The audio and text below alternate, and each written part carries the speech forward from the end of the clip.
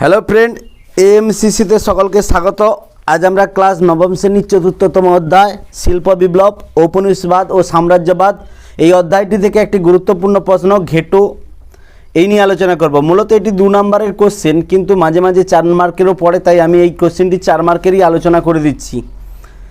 ঘেটো শব্দটি সর্বপ্রথম ভেনিস শহরে একটি নির্দিষ্ট সংখ্যক মানুষকে বোঝানো হতো, কিন্তু পরবর্তীকালে এই ঘেটোর অর্থ কিন্তু পরিবর্তিত হয়। আমরা জানি যে শিল্প বিপ্লব শুরু হওয়ার পর ইংল্যান্ড সহ বিভিন্ন দেশে, ইউরোপের বিভিন্ন দেশে শিল্প বিপ্লব ত্বরান্বিত হয়। এই ত্বরান্বিত হওয়ার ফলে কি হয়, ধীরে ধীরে মানুষ কি করে, গ্রামাঞ্চলের মানুষ কি করে, চাষবাস, পশুপালন এই জাতীয় কার্যকলাপ ছেড়ে দিয়ে তারা কি করে, শহরমুখী হয়। কারণ দুমুঠো অন্যের আশায় এবং সেখানে কম বেতনে কাজ করার জন্য, দুমুঠো খাওয়ার জন্য নিজেদের কায়িক পরিশ্রম দান করতে থাকে। শহরাঞ্চলে বসবাসকারী মানুষদের ভিড়ে তারা কোথায় বসবাস করবে, এই যে এমন একটা অবস্থায় এইসব মানুষরা ওই শিল্পাঞ্চল থেকে কিছুটা দূরবর্তী অঞ্চলে ঘিঞ্জি পরিবেশে এরা বসবাস করতে থাকে। এই বসবাসকারী মানুষদের আমরা ঘেটো নামে বলি বা ঘেটো বলে থাকি।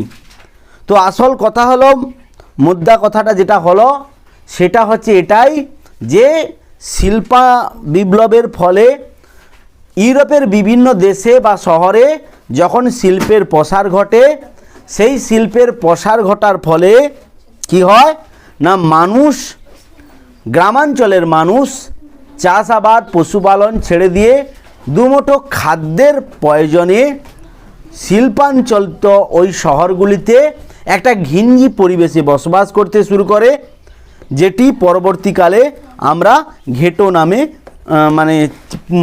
চিনে থাকি আর কি। যাই হোক, ঘেটোর প্রসার কিন্তু ধীরে ধীরে কোথায় ঘটতেছিল, ওই শিল্প বিপ্লবের পরবর্তীকালে মানুষ, গ্রামাঞ্চলের মানুষ কৃষিকাজ, কুটির শিল্প এগুলিকে ত্যাগ করে স্বল্প বেতনে ওই শিল্পের কাজের জন্য তারা এগিয়ে গিয়েছিল। তো এদের নাগরিক জীবন আমি বললাম যে শিল্পাঞ্চলের ঘিঞ্জি পরিবেশে এরা বসবাস করত। এদের জীর্ণ কুটির ছিল, খাওয়ার মতো দুমুঠো অন্ন এরা ওই শিল্পাঞ্চলে নিজেদের কায়িক পরিশ্রম দান করে করত। এই রকম অবস্থাটাকে আমরা ঘেটো নামে পরিচিত দিই। আশা করি ঘেটো জিনিসটা কি সেটা সম্পর্কে তোমাদের ধারণা হয়ে গেছে। এটা একটি ছোট কোশ্চেন, 2 মার্কের কোশ্চেন, আমি একটু 4 মার্কের করে বলার চেষ্টা করলাম।